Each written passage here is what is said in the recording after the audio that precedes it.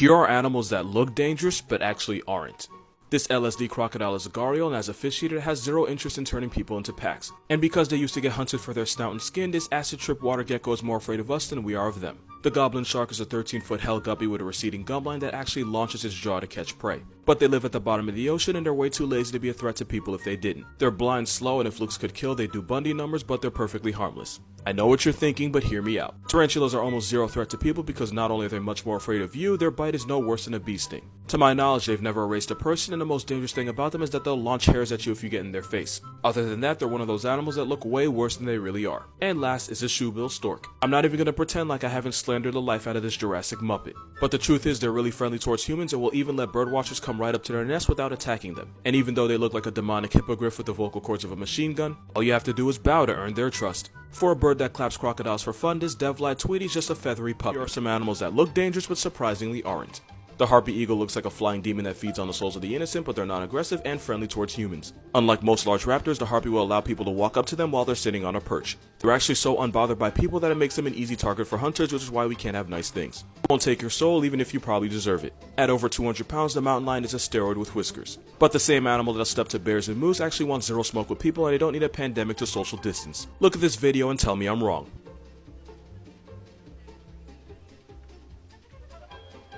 Cougars will actually run away at the sound of human voices, proving that cougars aren't a threat unless it's happy hour. This snake may look venomous, but the milk snake is 100% harmless. When threatened, they would much rather run away. They only look dangerous because they wear the same gang colors as a coral snake, which actually will put you on a t-shirt. Next is the paralysis demon with frequent flyer miles, the Andean condor. As a scavenger with a weak beak and even weaker claws, they feed on the dead because they want no smoke with the living. No matter how ugly this flying testicle gets, it'll never attack a human. They're just out here minding their own business. You want to know how I know for a fact nature has a messed up sense of humor? This Australian teddy bear has the vocal cords of Satan with acid reflux and a dying Honda Civic.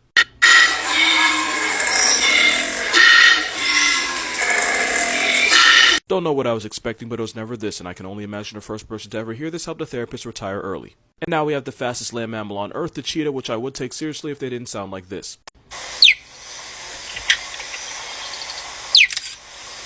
Unless this cheetah managed to switch souls with Tweety, this logistically makes no sense. Obviously, nature did not want cheetahs to win. Next, we get the Cory Bustard. And if nature wasn't on crack, you'd expect it to sound like a goose. Instead, it sounds like it should be running fades with plumbers and kidnapping dumb blondes.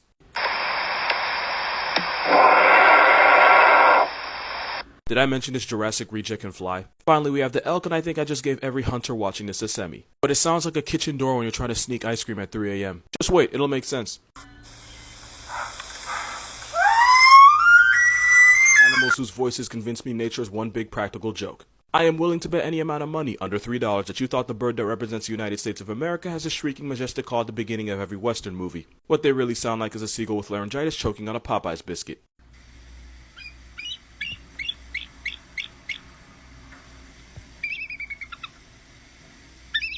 No, it actually makes sense they represent America. They're intimidating until they open their mouth and you realize they're a mess inside. Next is the fairy penguin, the smallest penguin in the world at a foot tall and 3 pounds. But if you think this flipper Tweety sounds like a normal bird, you're giving nature way too much credit.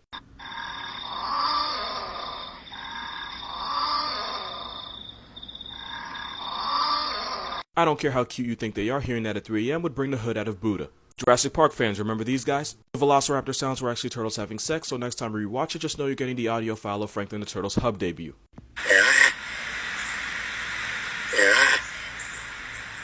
Damn, son. 5 animals you've probably gone your entire life without seeing. First, we got the Mata Mata, the turtle with more neck than Tiana Trump. They're native to the wetlands of South America, primarily in the Amazon, and they have a smile that belongs in the sex offender yearbook next to Subway Jared. Next is a sparkle muffin, yeah, that's its name. They can jump up to 50 times their own body length, and that'd be like a 6-foot man yeeting himself over the Statue of Liberty in the name of freedom. They also have an interesting mating dance that makes them look drunk.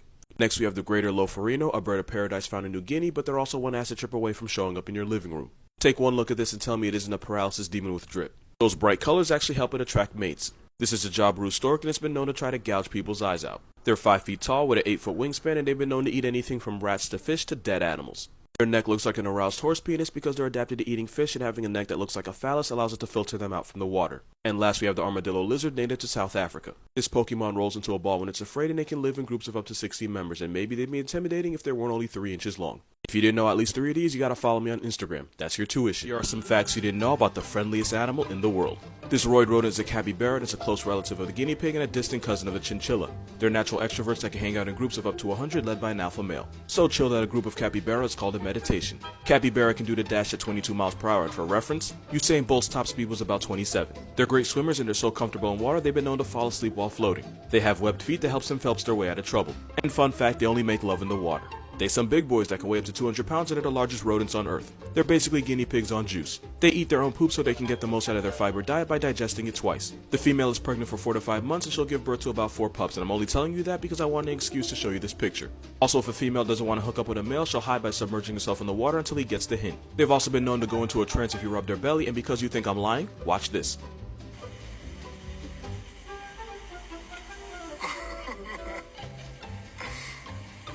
The friendliest animals in the world, nobody knows why, but we can all agree the vibes are immaculate. Things animals do that should honestly be against the law. The naked mole rat queen is the only female allowed to get laid in her kingdom, and she'll assault any females that show any signs of sexual activity. But the sus part is that she'll mate with a few of her sons to keep the population as inbred as possible. She'll even release a chemical that prevents the other mole rats from reaching puberty just so she can have her sons all to herself. Jail. Koalas can't eat eucalyptus without a special gut bacteria to help them digest it. The only way for the joey to get it is by nuzzling up to the mother's 69-no wrapper and eating the green paste that comes out. For a month, this potty jockey will eat his mother's backdoor fudge, and at this moment, koalas weren't cute to me anymore. Hippos will projectile launch their backdoor business by twirling their tail like a propeller. It goes both ways because if Glory is interested, she'll return the favor by dropping a deuce on Motomoto's head. I don't kink shame, but I draw the line right there. Jail. And somehow we get to sea otters again. If he can't find a female, he'll settle for anything roughly the same size, and that's usually a baby seal. Because there's no Chris Hansen for seals, he'll force himself on the underage pup while biting its face. If the baby seal dies, this furry psychopath will mate with the dead body for up to a week like the sex-crazed sea weasel he is. Jail life sentence. Yesterday was Women's Day, so in honor of all the beautiful queens out there, here are some animals where the women kick the men's ass. Meerkats live in a female-dominated society where the alpha will personally abort any babies that aren't hers and banish her subordinates for having children and make sure the only seeds get planted in her garden. Female clownfish are bigger and more aggressive and basically the husband's bodyguard, which is why if she dies, the male will put on weight and transition for the other team. In ringtail lemur culture, every adult female outranks every male because they can't spell equality. Females assert their dominance by bullying the males and snatching food from them. Naked mole rats are run by a queen who runs her kingdom by using urine that basically mind controls her subjects. This royal tunneling testicle is kept constantly pregnant by a few of her sons, which is problematic and why they're extremely inbred. She's also the only one allowed to get laid, so if she finds out one of her subjects are sexually active, she'll personally beat the sexual urges out of them. Orcas also run on feminism. The oldest, wisest female orca is always the leader of the pod. Hyenas are feminism on steroids because they'll beat and bully males and only let them eat whatever scraps are left behind. It's so bad that the instant a female cub is born, she instantly outranks the oldest male. They took KAM to heart because there are no male whiptail lizards alive, they all got rocked by the left hand of Thanos. This is why chihuahuas are aggressive, and it's actually our fault. First of all, it's common in nature for smaller animals to use overt aggressiveness and irrational confidence as a defense, and the best example is the honey badger. This behavior is also seen in desert gobies going after larger males, finches going after eagles and crows, and cougars going after bears. It's possible smaller dogs have a built-in Napoleon complex that makes them act out in fear, which makes sense because when they're that small, basically everything's a threat. The problem is we enable dogs like chihuahuas to act like the spawn of Satan. Because if a pit bull or a Rottweiler acted like that, they would get put down because they're capable of much more damage. Which is how aggressiveness got bred out of most large dog breeds. Small dogs like chihuahuas get away with this because as hellish as they are, we never have to worry about them putting their owner on a newspaper. Also, most people are really protective of small dogs, and because they're so sheltered, they end up finding everything scary because they weren't introduced to it, which makes them select violence. Because most of the time when a chihuahua is being an op, it's doing it out of fear. On top of that, a lot of owners think their chihuahua being a menace to society is cute and they won't correct the behavior, and sometimes they even encourage it. Long story short, chihuahuas have little man syndrome, they have short person privilege, and it's all your fault. Fennec fox facts that nobody ever told you, but you know I will. They almost never need to drink water because they get all the water they need from the fruits, leaves, and roots they eat. Because of this, they'll sometimes refuse to drink water out of a bowl. They're horrible pets because they scream to communicate, they pee everywhere to mark their territory, and because their urine is super concentrated, it'll smell like your whole house took a golden shower. Unlike most foxes, they mate for life and they can live in small communities of about 10. They basically live in underground apartments because the different family dens will be connected to each other. The Fennec fox avoids overheating by losing a lot of heat through those Yoda ears. They also have furry paws to protect them from the blistering desert sand. They can purr just like house cats. They may be cute, but they can clap scorpions and they can take down animals bigger than they are like a full-grown rabbit. Remember when I said you wouldn't want them as a pet? Because they're mostly nocturnal, this is what you would hear at 3 a.m.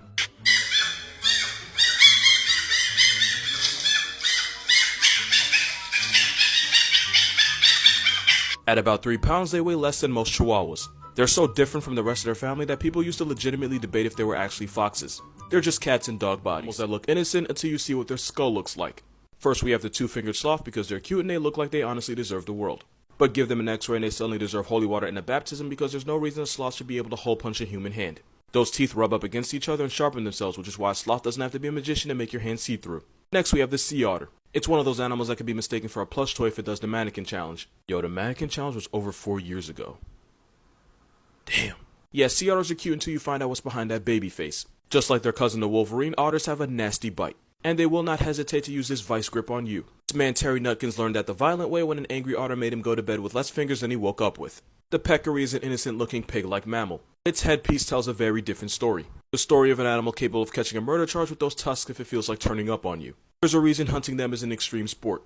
I love you, no question. This is True beauty lies within. Unless you're an elephant, because they got a whole cyclops in there.